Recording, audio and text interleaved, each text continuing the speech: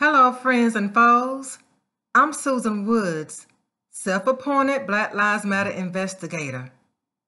The question that I am pondering today is, why is George Floyd a martyr in the Black community? Again, why is George Floyd a martyr in the Black community? When I heard someone refer to him as a martyr for his people, I was taken aback a few steps. I was like, wait a minute. I didn't say that to them. That's what I thought. Because when I think of the word martyr, I think of what the dictionary says a martyr is, or how the dictionary defines a martyr. The dictionary defines a martyr, and I'm paraphrasing, as someone who is willing to die for a cause, whether it be a Christian cause, a religious cause, any other kind of cause, but as someone who is so convicted by their beliefs that they are willing to die for it, for their beliefs. So when I heard George Floyd described as a martyr for his people meaning Black people, like I said, I was taken aback a few steps. When I think of a martyr, I think of someone like Dr. Martin Luther King Jr. In my mind, Dr. Martin Luther King Jr. was a martyr because he did die for his convictions. It didn't matter how many times he received death threats. It didn't matter that his home was bombed. It didn't matter that he was stabbed in his chest, very close to his heart. None of that mattered to him. He could have easily walked away after the Civil Rights Act was signed, the Voting Rights Act was signed. He could have walked away and said, okay, I'm done. I've done my part. I'm going to hand off the baton to other people. But he didn't do that. And he knew he was a marked man. On April the 3rd, 1968, he gave his last sermon. And he said, and I paraphrase, I would like to have a long life. Longevity has its place. Right? Remember that? He said, we may not get there together, but we as a people will get to the promised land. He knew death was imminent for him. In less than 24 hours, he was dead. That's a martyr to me. So I began to wonder, why are we trying to put George Floyd on this high of a pedestal? Unfortunately, he was not the first Black man to be killed by a white police officer, unfortunately. And I know some people dispute the fact that he was killed, but a jury has decided that he was killed and that Derek Chauvin killed him. There are some people who still believe that he had pre-existing conditions which would have caused him to die anyway. Well, that was proven not to be the case. However, if you want to believe that, that's your prerogative. Believe what you choose to believe. I'm not here to debate you. I don't have a desire to debate you on that issue. My point is this, or my question rather is, what is it about George Floyd's murder that galvanized the whole world? We have had Black men killed by white police officers since George Floyd died. But we didn't have the worldwide collection of people marching and protesting simultaneously. So what makes him different? Personally, I don't think it's all about him per se. I think it's about what he symbolized. He symbolized a Black man begging for his life on the ground, pleading to just get up, to just be released. It symbolizes how people were standing around begging for his life, begging Derek Chauvin to let him up. But he wouldn't do it.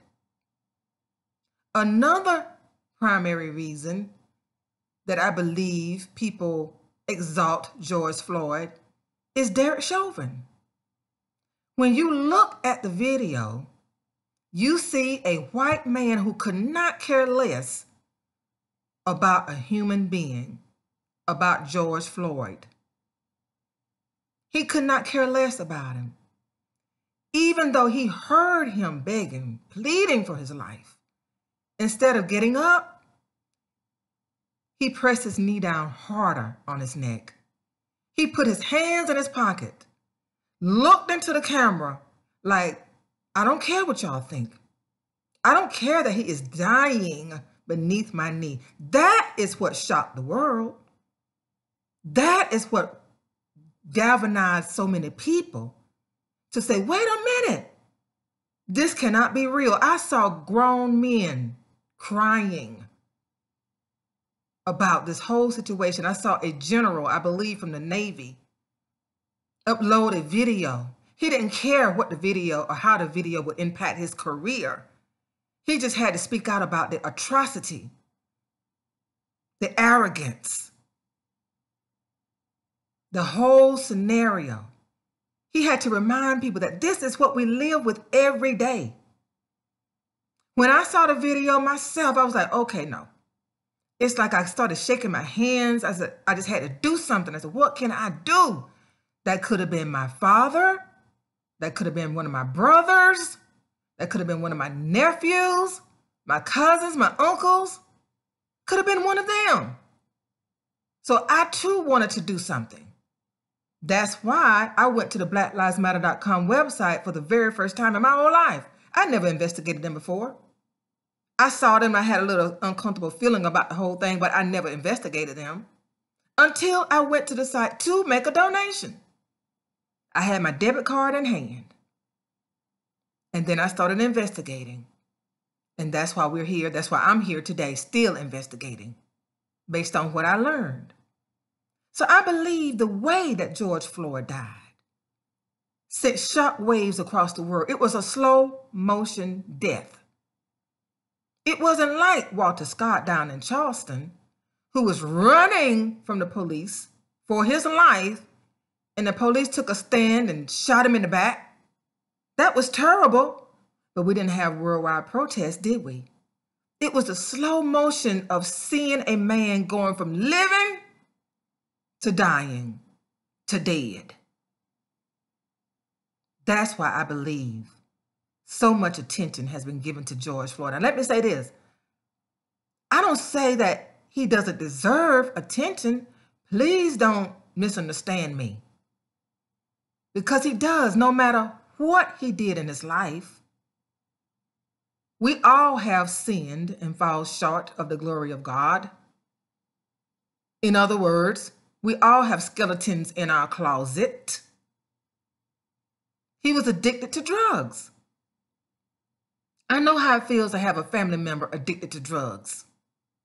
I lost a family member to drug addiction. So I know how it feels to see a loved one struggle with an addiction. But that's not a reason to kill him in slow motion the way that he was killed. Another thing that I think played a role in George Floyd being considered as a martyr in the Black community is the fact that it did galvanize the whole world. Like his little girl said. She said, my daddy changed the world.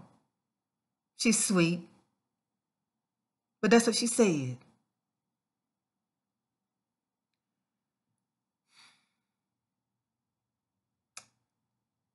Unfortunately, I just don't consider George Floyd as a martyr. Not based on the definition, not based on who I consider as a martyr, my personal hero, Dr. Martin Luther King Jr. I was born on January the 15th. He was born on January the 15th. I've admired Dr. Martin Luther King Jr. since I was a little girl. I've read books about him. I've listened to his speeches. He's someone who I consider to be a martyr. And I just cannot, will not put George Floyd in that category. But if you believe George Floyd is a martyr for the Black community, that's your prerogative. You can believe whatever you choose. But I simply do not believe that George Floyd is a martyr for the Black community. Thank you and have a good night.